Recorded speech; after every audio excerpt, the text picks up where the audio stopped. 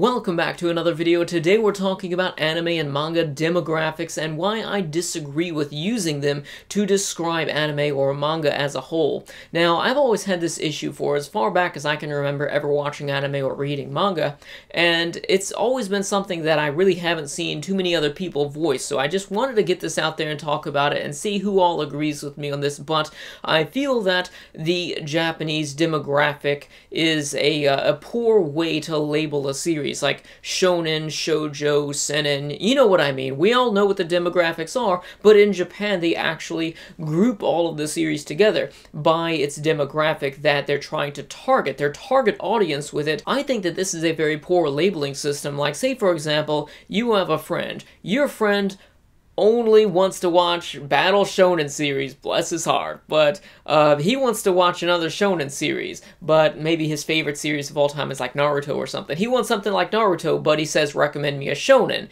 and you give him Death Note, something that he should probably be slapped in the head with for not watching it, but you recommend him Death Note.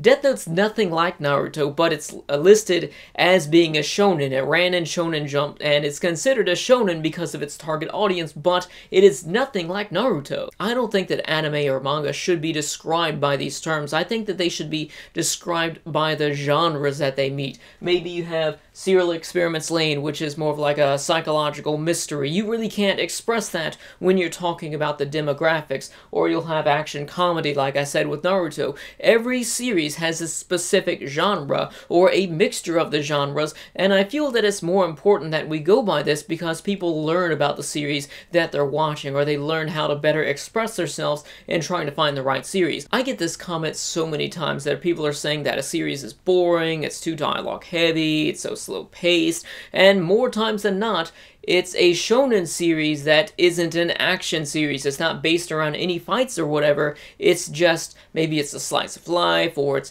just something that is dialogue heavy in nature just because that's the type of show that it is, but they want action because they assume it's a shonen. There have been plenty of times, both online and in the real world, that somebody will come to me and ask me to recommend them a anime or a manga, and I'll ask them what they like, and they'll give me a few genres that they like. Like, say for example, there's one instance where somebody wanted a slice of life comedy. I recommended them The Wallflower. As we all know, I love The Wallflower. I've talked about it a lot. I'm sure some people remember that. Need to watch it if you haven't yet, but they were saying, no, I don't want to watch any shoujo series. I want to watch something that's shonen. I want to watch an action or a comedy slice of life, and I still wanted to recommend it to them, but they didn't want to watch it because it was technically shoujo. And this sort of thing really puts up barriers and divides us anime fans from watching certain shows that are outside of our demographics. Just because it's meant for teenage girls or teenage boys or adults doesn't mean that the story will be of the same caliber each and every time. Like I explained with Naruto and Death Note, there are plenty of other series that would fit that description of being vastly different from each other, but they would still be considered to be the same demographic because it's targeting the same audience. It doesn't mean that if your main character is 15 years old, or it's a 15-year-old boy, that girls can enjoy it or adults can enjoy it, or it doesn't mean that if you have an adult woman as your main character, that teenagers can enjoy it.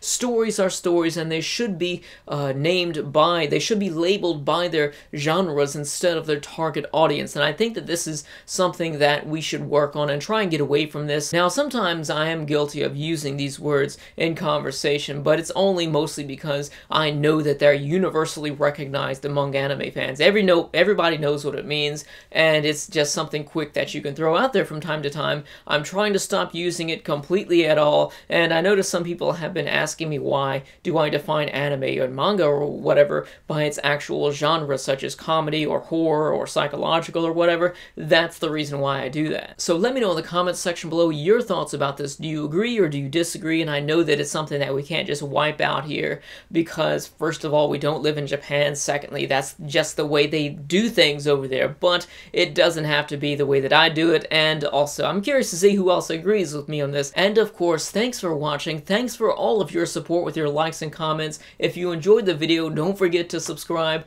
and I'll see you next time.